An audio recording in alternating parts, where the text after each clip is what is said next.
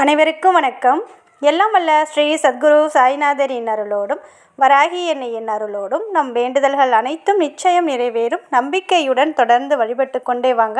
இன்றைய பதிவு உங்கள் அனைவருக்குமே மிகவும் முக்கியமான பதிவுன்னு கூட சொல்லலாம். அந்த அளவுக்கு வாழ்நாள் முழுவதும் உங்களுக்கு பலனை கொடுத்து கொண்டே இருக்கக்கூடிய அற்புதமான ஒரு வழிபாடாக தான் உங்ககிட்ட நான் ஷேர் பண்ணிக்க போகிறேன். வழிபாடுனா பூஜை கிடையாது, மந்திரம் கிடையாது, விரதம் கிடையாது, விளக்கேற்றி வழிபடணும், இது எதுவுமே கிடையாதுங்க.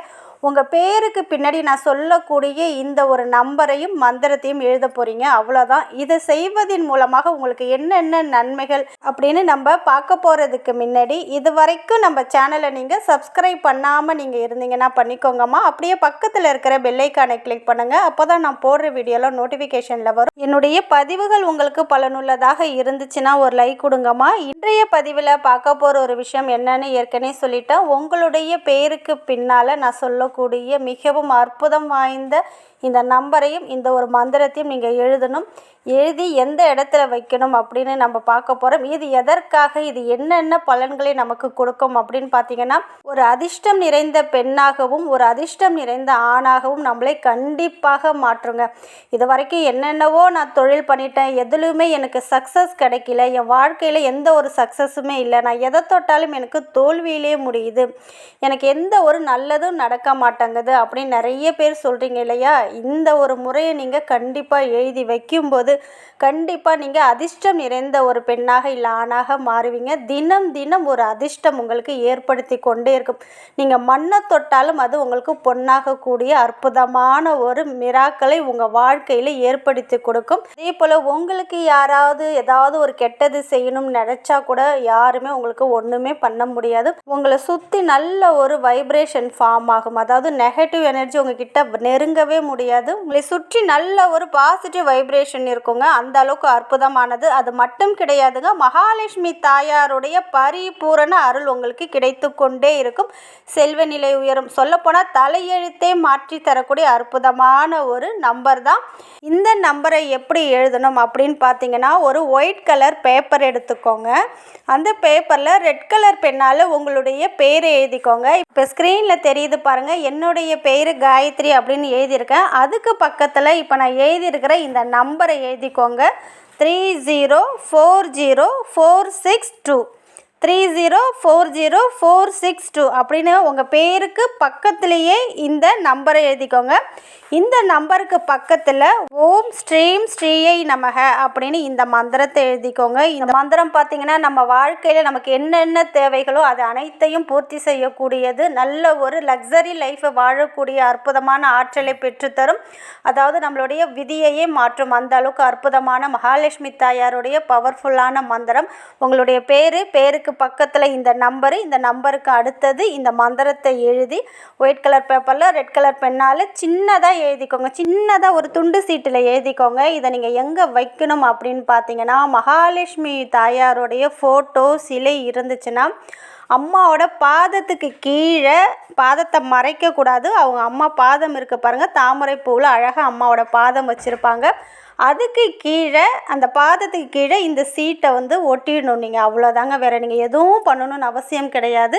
இதை நீங்கள் சுத்தமாக இருக்கும்போது ஒரே ஒரு நாள் மட்டும் செஞ்சால் போதும். அது வருடம் முழுவதுமே அந்த பாதத்திலே இருக்கட்டும். ஒரே ஒரு நாள் மட்டும் செஞ்சால் போதுங்க.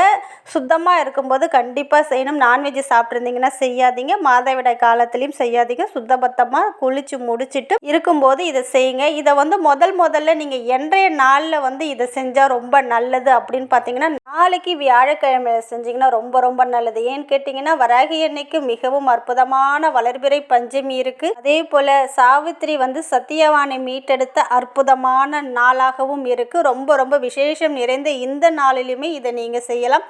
சப்போஸ் நாளைக்கு செய்ய முடியாதவங்க வெள்ளிக்கிழமை அன்று பிரம்ம முகூர்த்தத்தில் ஏந்திரிச்சு குளித்து முடிச்சுட்டு இந்த ஒரு விஷயத்தை நீங்கள் எழுதி, நான் சொன்ன மெத்தடில் எழுதி அம்மாவோட மகாலட்சுமி தாயாரோட ஃபோட்டோ எல்லாருடைய வீட்லேயும் இருக்கும். அதனால் அவங்களுடைய பாதத்துக்கு கீழே சின்னதாக எழுதி ஒட்டி வச்சுடுங்க. அவ்வளோதான். இதை நீங்கள் எடுக்கணும் எதுவும் பண்ணணும்னு அவசியம் கிடையாது. வருடம் முழுவதுமே அம்மாவோட பாதத்தில் அது இருந்தால் மட்டும் போது, நீங்கள் எதுவும் பண்ணணும்னு அவசியம் கிடையாது. இதை நீங்கள் எழுதி வச்ச மறுநாளிலிருந்து உங்களுக்கு அதிர்ஷ்டத்தை ஏற்படுத்தி கொடுத்து கொண்டே இருக்குங்க. நீங்கள் எந்த ஒரு தொழில் செஞ்சாலும் இது வரைக்கும் வருமானம் இல்லை, எந்த ஒரு லாபமும் இல்லை அப்படின்னு சொல்கிற அனைவருமே இதை செஞ்சதுக்கு அப்புறம் பாருங்கள், கண்டிப்பாக உங்கள் வாழ்க்கையில் ஒரு மாற்றம் ஏற்படுவதை கண்கூடாக நீங்கள் பார்க்கலாம்.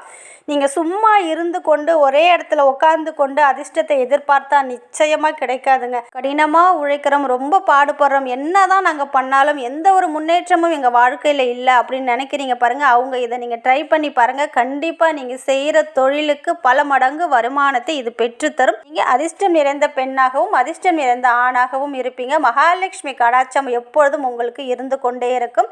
அதே போல் நீங்கள் எப்பொழுதுமே எந்த ஒரு பரிகாரம் பண்ணாலும் சரி, எந்த ஒரு கிழமை, அதாவது வளர்பிறை பஞ்சமி வருது, தேய்பிறை பஞ்சமி, வியாழக்கிழமை, வெள்ளிக்கிழமையில் உங்களால் முடிஞ்சது வாயில்லாத ஜீவன்களுக்கு கண்டிப்பாக ஒரு வேளை சாப்பாடாவது கொடுங்கங்க. நீங்கள் என்ன தான் உங்களுக்கு கர்ம வினையால் பிரச்சனைகள் இருந்தாலும், விதியால் ஏதாவது ஒரு பிரச்சனைகள் இருந்தாலும், இந்த வாயில்லாத ஜீவன்களுக்கு வெளியில் அந்த குட்டி பைரவர், குட்டி நாய்கள் இருக்கும். ஒருவேளை சாப்பாட்டுக்கே ரொம்ப ஏங்கிட்டு இருக்கும் பாருங்கள். அந்த மாதிரி இருக்கிற நாய்க்குட்டிகளுக்கு, நாய்களுக்கு, பசுமாட்டுக்கு, இவங்களுக்கெல்லாம் நீங்கள் சாப்பாடு கொடுக்கும்போது நீங்கள் பூஜை பண்ணணும், விரதம் இருக்கணும், மந்திரம் சொல்லணும்னு அவசியமே கிடையாதுங்க. இவங்களுடைய வயிறை நீங்கள் நிரப்பும்போது உங்களுடைய வாழ்க்கையை மகிழ்ச்சியாகவும் நிம்மதி நிறைந்ததாகவும், நீங்கள் வணங்கக்கூடிய உங்களுடைய இஷ்ட தெய்வமும் உங்கள் குலதெய்வமும் இந்த பிரபஞ்சமும் நிச்சயமாக மாற்றி கொடுக்கும். இல்லாதவர்களுக்கு உதவ வேண்டும், பசியுற்றவர்களுக்கு உணவு கொடுக்க வேண்டும். இதை உங்களுடைய கடமையாக வச்சுக்கோங்க. எல்லாம் எனக்கு எனக்கு நமக்கு நமக்கு நம்ம வச்சுக்கிட்டோம்னா நமக்கு எந்த ஒரு நல்லதும் நடக்காதுங்க.